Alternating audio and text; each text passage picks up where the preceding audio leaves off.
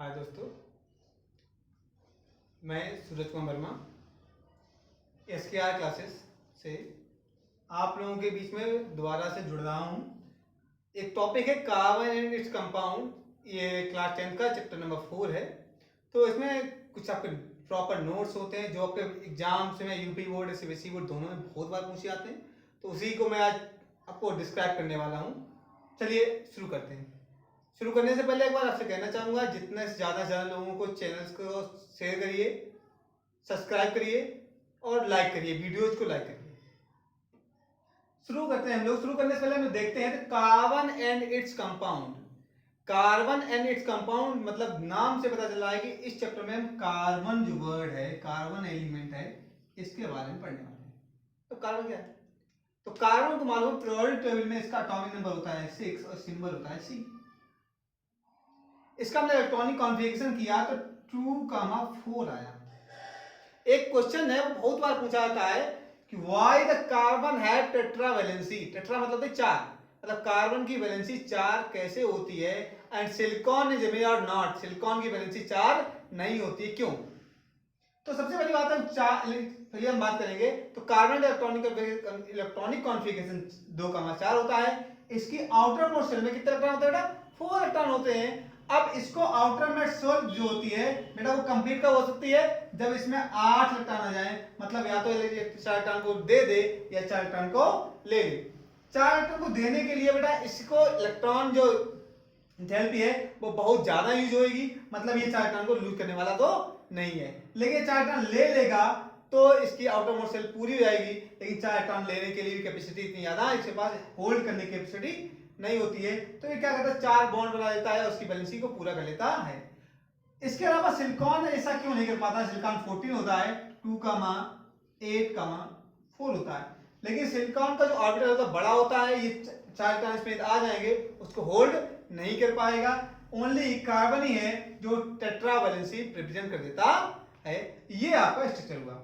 हम लोग ऐसा भी दिखा देते हैं, कार्बन का न्यूक्लियस हियर। आप पहली सेल में 2 इलेक्ट्रॉन हो जाते हैं और दूसरी सेल में कितने जाते हैं? आपको 4 इलेक्ट्रॉन हो जाते हैं। इसमें सेल को 4 इलेक्ट्रॉन और आ जाएंगे तो इसमें कोई प्रॉब्लम होने वाली नहीं है, क्योंकि इसका साइज छोटा होता है और इसका न्यूक्लियस है उन एटम्स को भी, इन इलेक्ट्रॉन्स को भी कंट्रोल कर सकता है। लेकिन सिलिकॉन में ऐसा होने वाला नहीं है, क्योंकि सिलिकॉन में एक सेल में दूसरे में 2 हो जाएंगे, उसके बाद आपको 8 बढ़ जाएंगे। 8 बढ़ने के बाद तीसरी सेल में आपको 4 आएंगे और उन 4 के अलावा जो 4 इलेक्ट्रॉन और आएंगे उनको होल्ड करने के लिए इसको अट्रैक्शन फोर्स बहुत ज्यादा चाहिए होता है और वो इसके पास होता नहीं है, इसलिए ये होल्ड नहीं कर पाता है। तो इसलिए हम मालूम करते हैं कि हमारा कार्बन है वो टेट्रा वैलेंसी शो कर लेता है और बाकी other element tetra valency show नहीं कर पाते हैं। जैसे हमने बात की बैलेंसी बात की, मतलब होता क्या ये, और हमने बताया कि टेट्रा वैलेंसी शो कर देता है। इसे हम लोग बैलेंसी शो कब करता है? जब ये कंपाउंड्स को क्रिएट करता है। कंपाउंड्स को करता है मतलब बॉन्ड बनाता है। तो सबसे पहले हम बॉन्ड के बारे में बात लेते हैं। बॉन्ड क्या होते हैं?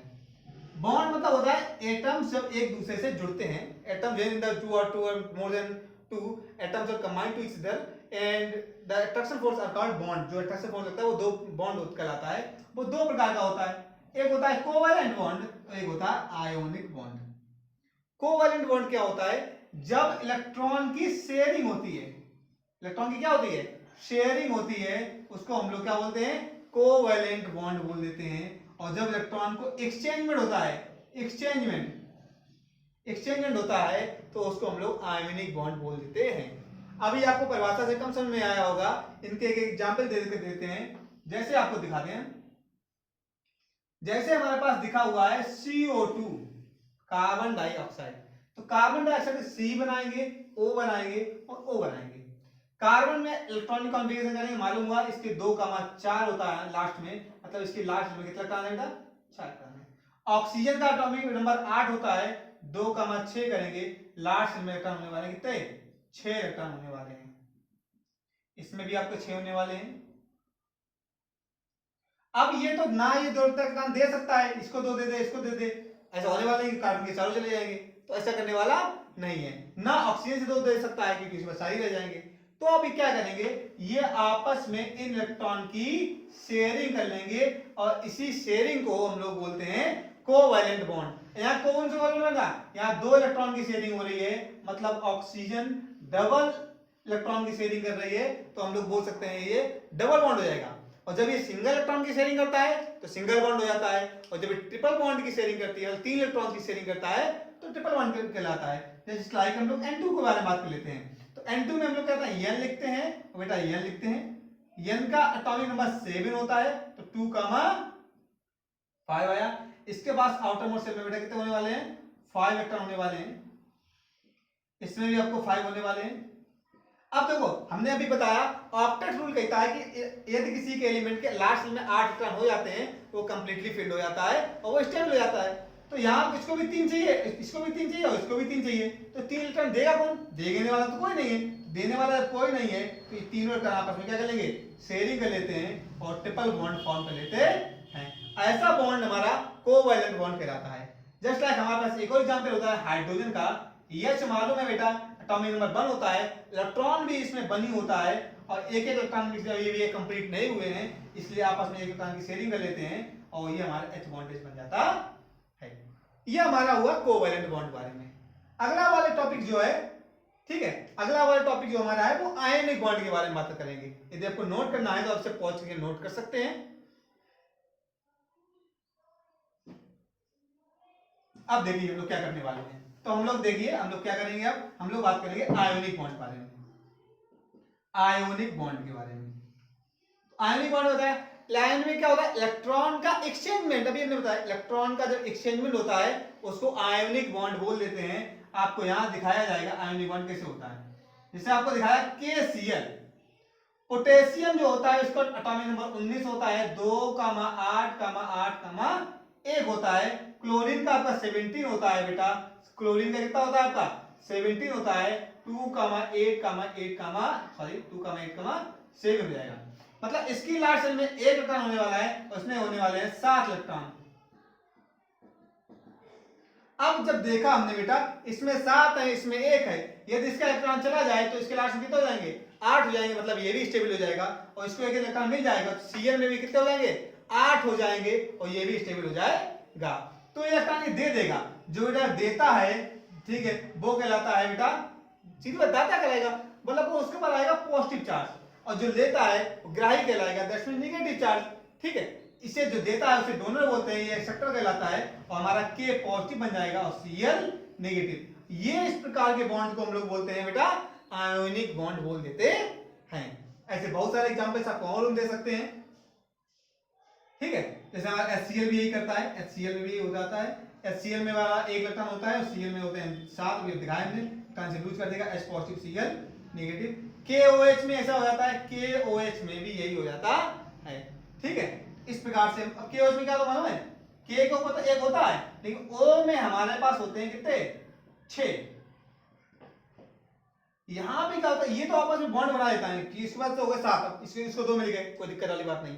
लेकिन ये वाला इलेक्ट्रॉन इसके पास चला आता है तो मतलब पूरे K पॉजिटिव बन जाता है और OH पूरा क्या हो जाता है, नेगेटिव बन जाता है। तो इस प्रकार से आपने बॉन्ड के बारे में पढ़ लिया है। अब बॉन्ड के बाद में एक और हम लोग नए टॉपिक के बारे में बात करने वाले हैं। हमारा जो नया सेशन है उसमें हम लोग देखेंगे कंपाउंड्स के बारे में पढ़ने वाले हैं। तो कंपाउंड्स में बताया था कि हम लोग कार्बन कंपाउंड पढ़ रहे हैं, सीरियल कार्बन के कंपाउंड पढ़ने वाले। तो कंपाउंड्स क्या होते हैं, जब व्हेन द टू और more than 2 atoms are combined to each other and form a new types combination that called compound। Compound 2 प्रकार के होते हैं, एक सैचुरेटेड होता है और एक होता है अनसैचुरेटेड। क्या होता है बेटा, अनसैचुरेटेड होता है। सैचुरेटेड किसे कहते हैं पहले बात कर लेते हैं।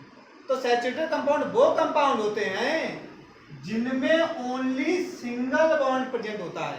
The compound in which single bond are present, carbon carbon single bond are present, that called saturated hydrocarbon, and the compound in which the double bond and double bond, the compound in which carbon carbon double bond and double bond are present, that called unsaturated hydrocarbon। बात करें saturated carbon की, तो saturated carbon जैसे हमने बात की C2H6, C2H6 बेटा saturated carbon का फार्मूला भी होता है CnH2n -2 +2। ये होता है सैचुरेटेड कार्बन, क्योंकि एथेन का फार्मूला होता है। क्या बनाएंगे आपने देखा, इसका स्ट्रक्चर बनाएंगे C बॉन्ड C, आपको 6 या 6 तो आप 1 2 3 4 5 और 1 6 C2H6 की बात कर रहे हैं। किसकी बात कर रहे हैं? C2H6 की बात कर रहे हैं। आपने देखा एक एक तो हाइड्रोजन देखा हमने कि यहाँ पे हाइड्रोजन में समय ने एक एक इलेक्ट्रॉन रिप्रेजेंट कर दिया। कार्बन को पहले मालूम है 4 काउंट है, 1 2 3 और 4, 1 2 3 और 4। अब देखिए यहाँ पे क्या किया हमने, आपने देखा यहाँ पे एक इलेक्ट्रॉन से मिल गया, ये डबल बॉन्ड हो गया, मतलब इसमें 2 इलेक्ट्रॉन हो गए, इसमें भी 2 हो गए, इसमें भी 2 हो गए, इसमें भी 2 हो गए, इसमें भी 2 हो गए, इसमें भी 2 कर दिए, उसमें भी। आपने देखा कार्बन ने हाइड्रोजन साथ में एक बंद कर लिया था, तो 3 तो वहां से मिल गए और एक कार्बन से मिल गया, मतलब कार्बन को 4 इलेक्ट्रॉन मिल गए, इसको भी 4 मिल गए, मतलब इसका स्ट्रक्चर हो जाएगा C bond C bond H bond H bond H bond H bond H bond H। मतलब ऐसे कंपाउंड जिनमें कार्बन और कार्बन में सिंगल बॉन्ड प्रेजेंट होता है वो हमारा सैचुरेटेड हाइड्रोकार्बन कहलाता है। अब अनसैचुरेटेड कौन होता है?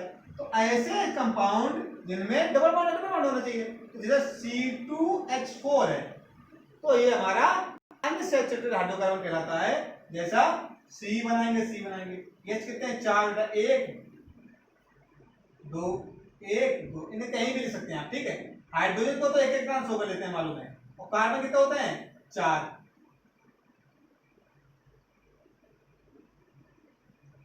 हमें मालूम है कि हाइड्रोजन तो एक इलेक्ट्रॉन की क्या कर लेगा? शेयरिंग कर लेगा, और जिससे इनके बाद डबल डबल इलेक्ट्रॉन हो जाएंगे, इनमें कोई समस्या नहीं होगी आपको।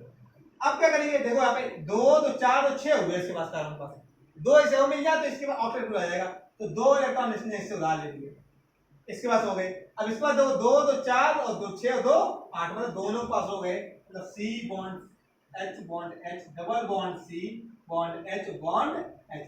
इस प्रकार का कंपाउंड हमारा अनसैचुरेटेड हाइड्रोकार्बन कहलाता है।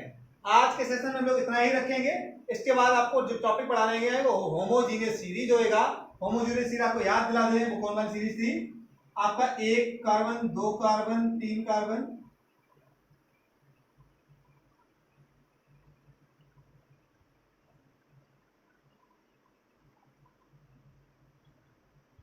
एक 2 3 4 से लेकर 10 कार्बन तक प्रेजेंट होते हैं, उनको नाम क्या बोलते हैं, उनकी सीरीज क्या कहलाती है, उसके नाम आपको याद दिला दें। मेथ एथ एथमेथ prop but pent hex hept oct non और डेक। आपको बेटा सीरीज याद कर लेनी है। Meth eth but meth eth prop but pent hex hept oct non और डेक। 10 कार्बन नंबर तक के लिए आपको आईपीसी सीखने हैं, तो आपको ये चीज याद हो जानी चाहिए। आपको आईपीसी वर्ड में सबसे इजी तरीके से आपको सिखा दूंगा, लेकिन उसके लिए चैनल को ज्यादा सब्सक्राइब करिए, शेयर करिए और लाइक करिए। Thank you, have a nice day.